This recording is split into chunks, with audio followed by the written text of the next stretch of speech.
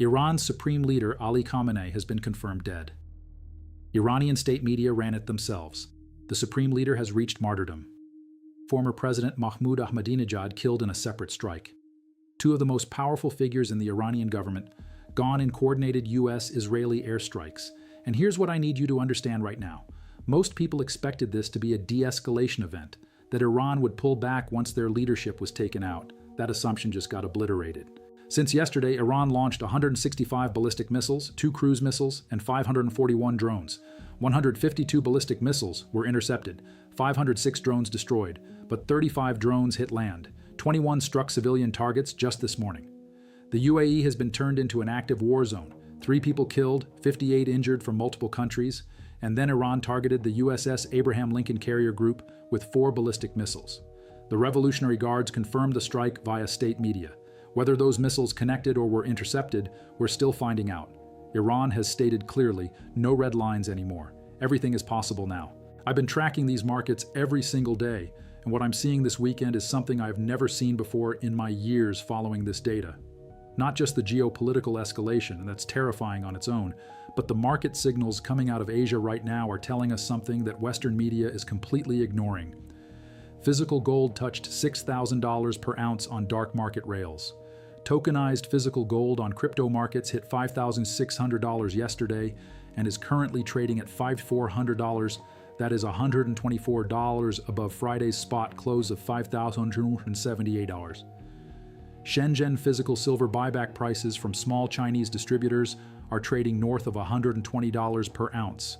I'm going to break all of this down for you, step by step. Because this is not just a war story, this is a financial system shock happening right now, while most of your money sits in instruments that have no idea what's coming when markets open. If you believe the financial system was already fragile before this weekend, and if you've been watching this channel, you know I've been making that case for months.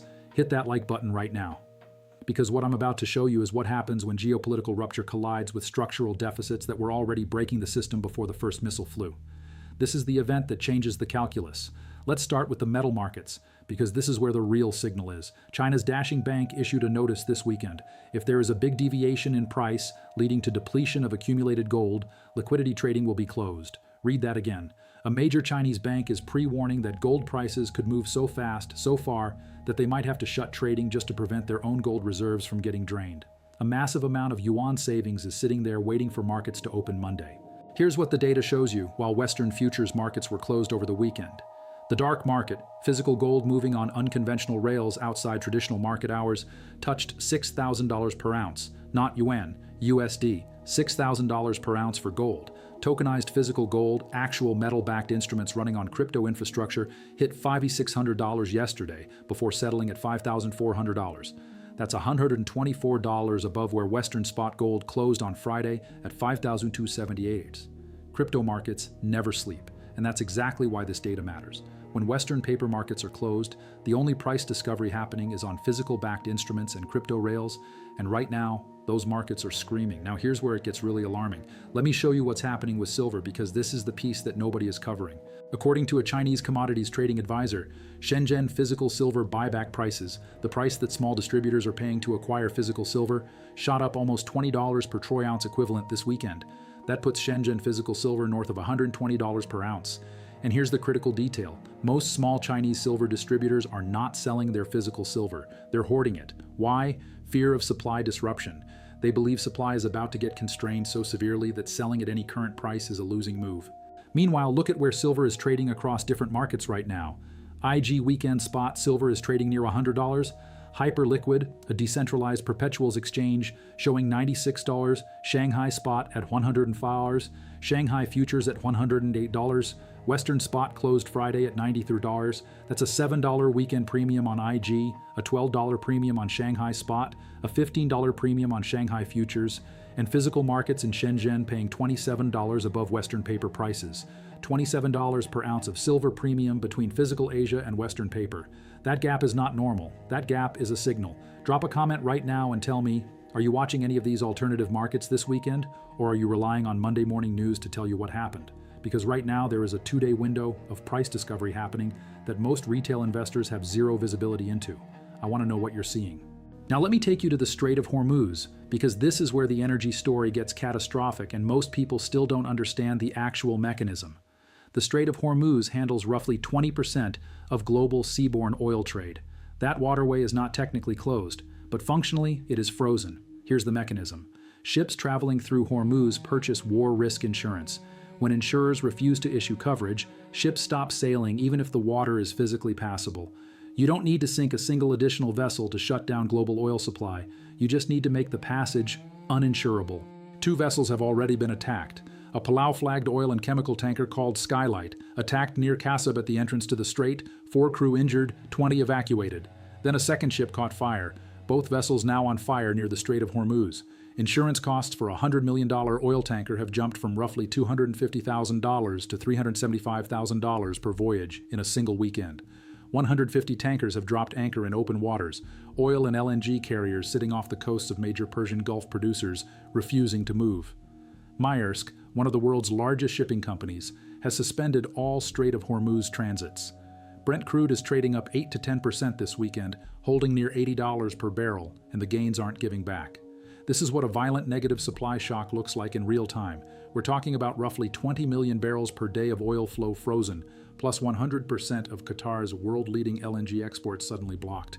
But now here's where it gets really interesting, because Iran's strategy reveals something far more sophisticated than simply targeting the waterway itself. Iran didn't just attack Hormuz, they attacked the ports, and this is the piece that changes everything about how you think about the economic dimensions of this conflict. They hit Duqm in Oman, a port specifically built to bypass Hormuz risk. Redundancy eliminated. They struck Jebel Ali in Dubai. Jebel Ali handles 60% of UAE imports. Drone hits on the infrastructure that keeps Dubai's entire non-oil economy functioning. They attacked Mina Salman in Bahrain, home to the US Fifth Fleet, exposing the military-commercial nexus in the Gulf. They hit Haifa in Israel, which manages vital energy imports. Iran is demonstrating a strategic doctrine. You can sink ships, but igniting ports wins the economic war. Patriot missile systems can defend against ballistic missiles. They cannot protect every crane at Jebel Ali from drone swarms. The port infrastructure of the Gulf, cranes, terminals, tank farms, cannot be defended the way a hardened military base can be defended. That's asymmetric warfare. Small, cheap weapons targeting expensive, irreplaceable infrastructure that takes years and billions to rebuild. Now let's look at who absorbs the hit when Hormuz freezes. Japan relies on 75% of its oil imports via the strait, near 100% import dependent overall. Japanese tankers are already turning back. South Korea gets 60% of its crude through Hormuz. India sources roughly 50% of its crude imports, about 2.6 million barrels per day, from Gulf states, plus 60% of its natural gas and LNG. For India, this means fuel prices spiking, the rupee under pressure, and GDP growth taking a direct hit. China is the largest absolute buyer. 55 to 60% of crude imports come via the strait. But China has some diversification through Russian pipelines. Even so, they feel massive price pain. These nations together account for roughly 69 to 75% of all Hormuz crude flows. And they are all staring at a supply disruption with no obvious off-ramp. And this is the piece that nobody is talking about. Before this weekend, before a single missile was fired this cycle, silver had already put in 10 consecutive monthly green closes. Gold had already set its 7th straight monthly record. The Shanghai premium on silver was already persistent at $12 before widening to $27 in Shenzhen this weekend.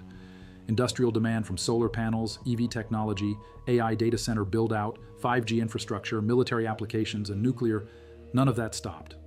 Mine supply couldn't keep pace before the shooting started. Central banks were already buying gold at record rates before any of this escalated. The geopolitical crisis is a catalyst layered on top of a structure that was already breaking. That's what makes this moment different from 2020, from 2022. The underlying deficits were already there. The war just lit the fuse on a system that was already primed. A lot of you have been tracking this data with me week after week.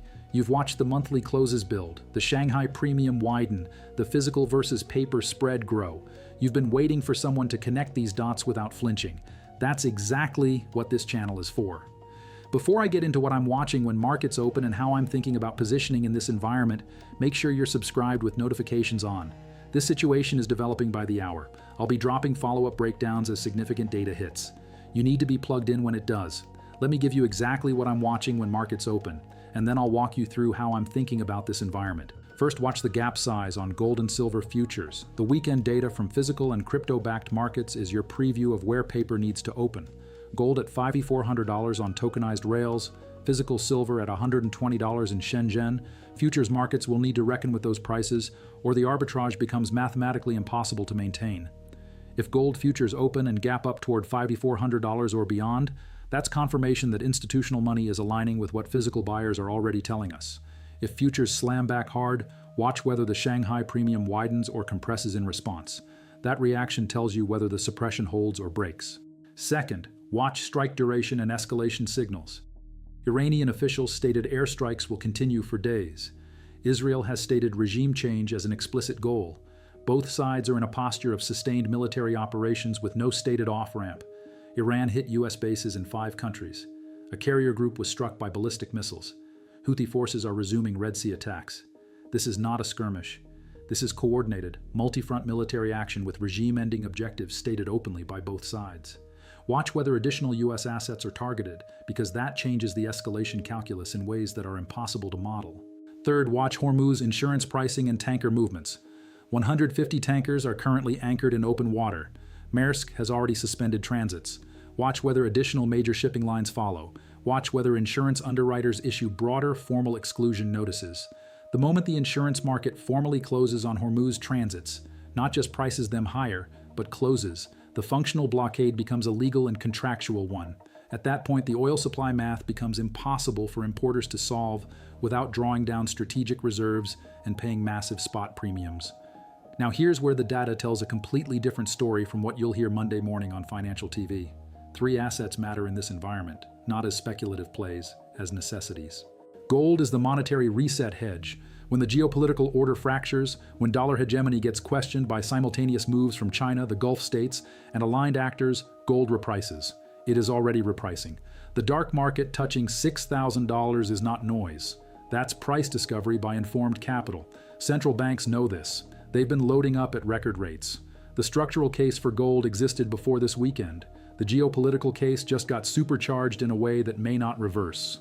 Silver is your industrial shortage play, but it is increasingly also an event acceleration play. The structural deficit, driven by solar demand, EV technology, AI infrastructure, 5G, military applications, was already creating a supply crisis before any of this. Physical silver in Shenzhen paying $120 while Western paper markets priced it at $93 on Friday. That's a $27 spread. That spread closes. Either physical comes down or paper goes up. Given what is happening to mine supply chains and shipping routes right now, I know which direction I think that resolves. And I want to be careful here. This is my analysis, not a guarantee, but the numbers are telling you something. Oil and energy are the third axis. This is not a sentiment trade. It's not a headline trade. When 20 million barrels per day are physically frozen because tankers won't sail and insurers won't write coverage, that is a hard supply constraint. Energy cannot be printed. It cannot be conjured by a policy statement or a press conference. When supply contracts violently and demand doesn't, price goes where it must. Now I want to give you the honest resistance case, because you deserve the full picture. Weekend premiums in alternative markets tend to overstate the gap relative to where regulated futures ultimately open. Markets gap and then fill. If strikes de-escalate faster than expected, if insurance recalibrates, if a back-channel agreement materializes, premiums compress quickly. That is a real possibility, and I won't pretend otherwise. But here's what's also true. Iran has stated no red lines. Everything is possible now. Officials confirmed strikes continue for days. Both sides have stated objectives that require the other side to capitulate or collapse. Houthi attacks are resuming in the Red Sea simultaneously. That is not the setup for quick de-escalation. That's the setup for sustained pressure, with potential for further escalation at any point. The data is clear. Physical markets traded all weekend and showed you where informed money values metals when futures can't interfere. The Strait of Hormuz is functionally frozen, not because of headlines, but because of insurance pricing and 150 tankers sitting at anchor in open water. And underneath all of it, the structural deficits that were already breaking the system before any of this started haven't changed. Physical buyers in Asia paying $120 for silver are not selling at a loss because Western banks want lower prices. That's not how physical demand works. This is financial warfare education. The data is telling you something. The question is whether you're listening. If you got value from this breakdown, if you understand that what we just covered is information you will not find on CNBC, Bloomberg, or any mainstream financial outlet, then I need you to do two things. First, smash that subscribe button and turn on notifications. This situation is moving fast, and I will be dropping follow-up breakdowns as significant data hits. You cannot afford to miss them. Second, share this video with anyone you know who has money in markets right now. This is not the time to gatekeep information. This is the time for community, education, and preparation. I'm John. I'll see you in the next one. Stay sharp, stay prepared.